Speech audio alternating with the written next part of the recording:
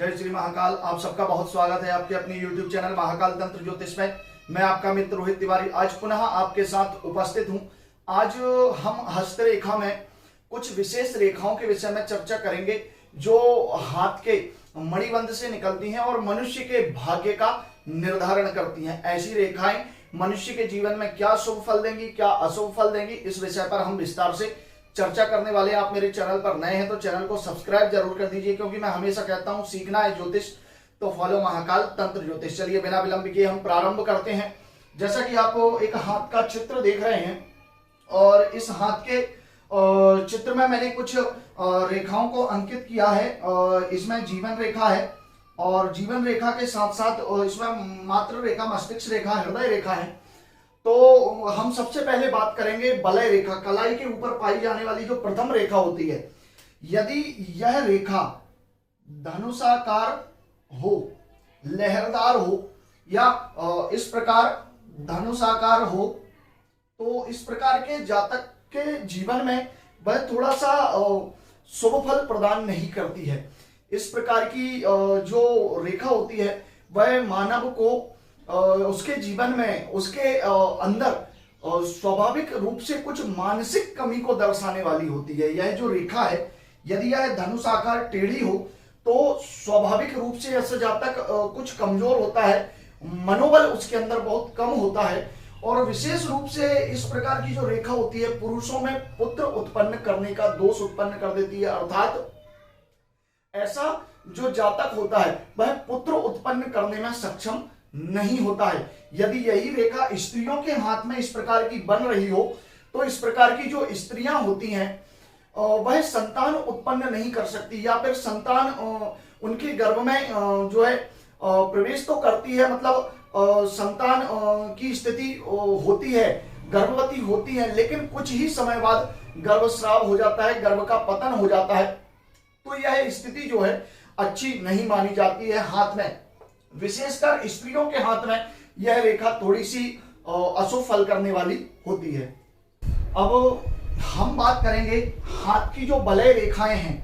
यदि जो बलय रेखाएं हैं, इन बलय रेखाओं में किसी भी प्रकार से यव का चिन्ह बना हो, जैसे यह बलय रेखा है और इस पर इस प्रकार यव का चिन्ह बना हो, तो जिस जातक के हाथ में कलाई पर यव का चिन्ह होता है, ऐसा जो जातक होता है वह राजनेता हो सकता है। विशेष रूप से ऐसे जो जातक होते हैं न्याय के क्षेत्र में कार्य करते हैं और न्यायालय से संबंधित कार्य करते हैं और प्रधान न्यायाधीश के पद पर भी ऐसे जो जातक होते हैं वह आसीन हो जाते हैं। तो हाथ में जो तीनों बलय रेखाओं पर अगर यव होगा तो वह बड़े स्तर पर किसी मंत्री पद पर जरूर आसीन होगा, या सामाजिक स्तर पर बहुत बड़े पद पर होगा, या उसका जो कद होता है समाज में प्रतिष्ठित व्यक्ति के रूप में वह जाना जाता है, यदि हाथ पर इस प्रकार के यव का चिन्ह बनता हो तो। अब बात करेंगे हम एक विशेष रेखा के विषय में जो जातक के जीवन में सबसे ज्यादा सुख देने वाली होती है।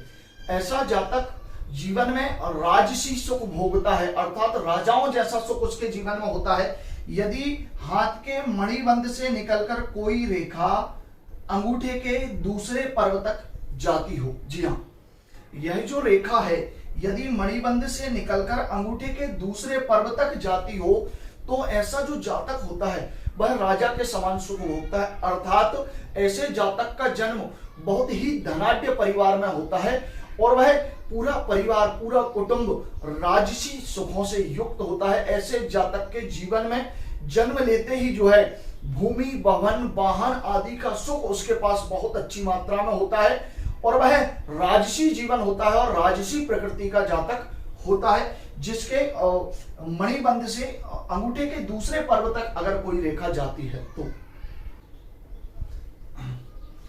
अब हम एक और विशेष रेखा के विषय में बात करेंगे। यह जो रेखा होती है जातक के जीवन में स्त्री सुख का निर्देश करती है, परंतु इस रेखा का कुछ अवगुण भी होता है। ऐसा जो जातक होता है वह स्त्री के प्रेम बंधन में पड़कर अपनी संपत्ति को नष्ट कर लेता है। स्त्रियों का सुख तो होता है उसे, उसके अंदर आकर्षण शक्ति भी बहुत होती है और वह सुंदरता का बड़ा दीवाना होता है। तो यह रेखा जो है मणिबंध से निकलती है और मणिबंध से निकलकर टेढ़ी होकर भाग्य रेखा और जीवन रेखा को काटकर यदि शुक्र पर्वत पर पहुंच जाए, यह जो रेखा है यह भाग्य रेखा है और यह जीवन रेखा है। यदि मणिबंध से निकलकर टेढ़ी होकर और जातक के शुक्र पर्वत तक यदि यह रेखा पहुंच जाती है तो ऐसा जातक जो होता है वो स्त्री के प्रेम बंधन में बंधकर अपनी संपत्ति को जो है पानी की तरह बहा देता है और उसके बाद अपनी सारी संपत्ति जो है भोग विलास में नष्ट कर देता है। अब विशेष रूप से अगर मैं इस रेखा के विषय में बात करूं तो यह रेखा किसी बड़े व्यापारी के हाथ में भी देखने को मिलती है या सरकारी कर्मचारियों के हाथ में भी यह रेखा विशेष रूप से देखने को मिलती है। और ऐसा जातक जो घर से अधिक संपन्न है, जिसके भाग्य में पितरों का अधिक धन लिखा हुआ है या जिसे अपने पूर्वजों का बहुत ज्यादा धन मिलता है, उस जातक के हाथ में भी यह रेखा देखने को मिलती है और यह रेखा 100% अपना परिणाम देती है। यदि आप किसी के हाथ में इस प्रकार की रेखा देखें तो आप स्पष्ट रूप से कह सकते हैं कि ऐसा जातक सौंदर्य का प्रेमी है, स्त्री के प्रेम पास में बंधकर अपनी सारी संपत्ति को भी नष्ट कर देता है। इसीलिए यह रेखा जो है जातक की संपत्ति के लिए, धन के लिए उत्तम नहीं मानी जाती है। अब एक ऐसी विशेष रेखा, यदि यह रेखा किसी जातक के हाथ में देखने को मिलती है तो ऐसा जो इंसान होता है वह कपटी होता है, नए नए प्रकार की रूप धारण करने वाला, अर्थात बात बात में अपनी बात को बदलने वाला होता है, कपटी होता है और जिसके अंदर जिसकी प्रकृति लगातार छल करने की होती है। ऐसा जातक लगातार धोखा देता है अपने सहयोगियों को और अपने परिवार को। यदि कोई रेखा जो है मणिबंध से निकलकर सर्पाकार टेढ़ी होकर मात्र रेखा को काट दे, मस्तिष्क रेखा को यदि यह रेखा काट दे तो ऐसा जो जातक होता है वह छली होता है, कपटी होता है, बार बार अपनी बात को बदलने वाला होता है। एक बात पर ऐसे जातक कभी अड़िग नहीं होते हैं, अपनी बात को माहौल को देखकर बदल देते हैं, अर्थात बिन पैंदी के लोटे होते हैं, जिधर ढलान होगा उधर ही चले जाते हैं। तो यह रेखा भी जो है इस दिशा में इंगित करती है। तो अगर आपको किसी जातक के हाथ में मणिबंध से निकलकर टेढ़ी रेखा कोई मात्र रेखा को काट रही हो तो इस प्रकार की रेखा जो है जातक को इस दिशा में इंगित करती है कि ऐसे जातक का स्वभाव छल छिद्र से भरा हुआ है, वह धोखेबाज है और समय आने पर अपनों का साथ छोड़ देता है। एक ऐसी रेखा के विषय में हम चर्चा करेंगे, यदि यह रेखा जातक के हाथ में होती है तो ऐसा जातक लगातार आपत्तियों में, परेशानियों में घिरा रहता है और बार बार अपने व्यापार के लिए या रहने के लिए स्थान को परिवर्तन करता रहता है। यदि मणिबंध से एक छोटी रेखा सर्पाकार होकर और गहरा स्थान लिए हो, इसे कहते हैं केतु सर्प रेखा। यह रेखा जो है यदि इस प्रकार की हो और चंद्र पर्वत के पास हो तो ऐसा जातक लगातार अपने व्यापार को भी बदलता है, अपने रहने के स्थान को भी बदलता है और आजीवन भ्रमण करता हुआ व्यापार करता है, लेकिन सिर्फ वह भोजन के आवश्यकता अनुसार ही धन को प्राप्त कर पाता है। धन का संचय जो है ऐसा जातक नहीं कर पाते हैं। तो यह रेखा भी हाथ में जो है परेशानियों को दर्शाने वाली। यदि इस प्रकार की आप रेखा जातक के हाथ में देखें तो आप कह सकते हैं कि इस प्रकार का जातक परेशानियों और आपत्तियों से घिरा हुआ रहता है। अब एक ऐसी रेखा के विषय में विचार करेंगे कि यह रेखा जातक के हाथ में होती है तो वह अपराधी होता है, अपराधी प्रवृत्ति का होता है। यह संभवतः ऐसे जातक को कारावास तक का योग होता है और यह रेखा भी अपना पूर्ण फल देने वाली है। और जब मैंने एक कारावास भोगने वाले जातक के हाथ का परीक्षण किया तो मैंने देखा कि उसके केतु स्थान से मणिबंध से एक रेखा जो जीवन रेखा और भाग्य रेखा के बीच में सर्पाकार की रेखा है और लगभग ऐसी रेखा 1 इंच की उसके हाथ में देखने को मिलती है।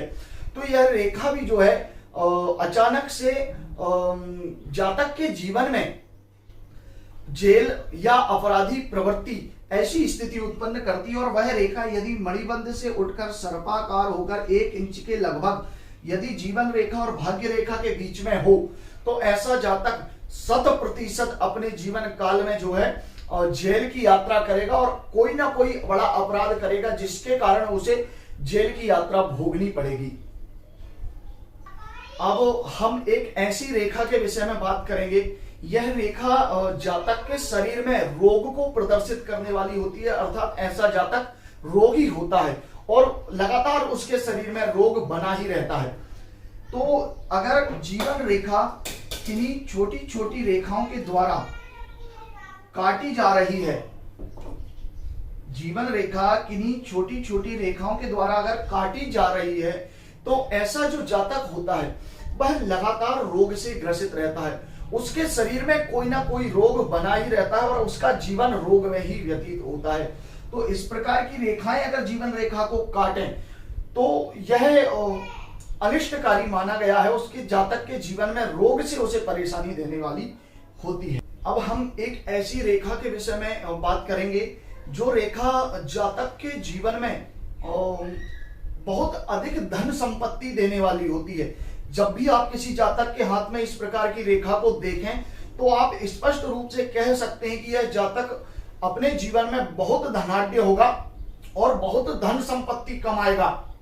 इस जातक के जीवन में सभी सुख सुविधाएं होंगी और यह सभी सुखों का भोग करने वाला होगा। और वह रेखा होती है मणिबंध से निकलकर कोई रेखा सीधा सूर्य पर्वत पर चली जाए और सूर्य के प्रथम पर्व में प्रवेश कर जाए। जी हाँ, ऐसा जातक भी बहुत अधिक धन कमाता है और यह रेखा विशेष रूप से व्यापार करने वाले जातक के हाथ में देखने को मिलती है। ऐसा जो जातक होता है वह काफी धनाढ्य होता है और काफी धन संपत्ति भी उसके पास होती है।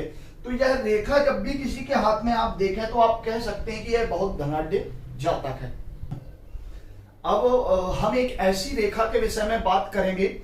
यह रेखा और जातक को सट्टे, लॉटरी आदि से काफी धनवान बना देती है। यदि यह रेखा हाथ में बन रही है तो ऐसा जातक काफी जोखिम भरे कार्य करता है। व्यापार एक तरह का जुआ होता है और अनायास ही ऐसे जातक को एकाएक बहुत धन संपत्ति प्राप्त हो जाती है।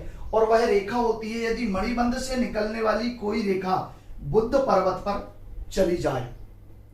यह जो पर्वत है यह बुद्ध पर्वत है और बुद्ध पर्वत पर यदि कोई रेखा चली जाती है तो ऐसा जातक अनायास एकदम से किसी ना किसी कारणवश जुए से, लॉटरी से, सट्टे से या व्यापार में जोखिम भरा कार्य करने से अनायास जो है धनाढ्य हो जाता है, करोड़पति हो जाता है, या धन की सीमा नहीं होती इतना धन उसके पास आ जाता है।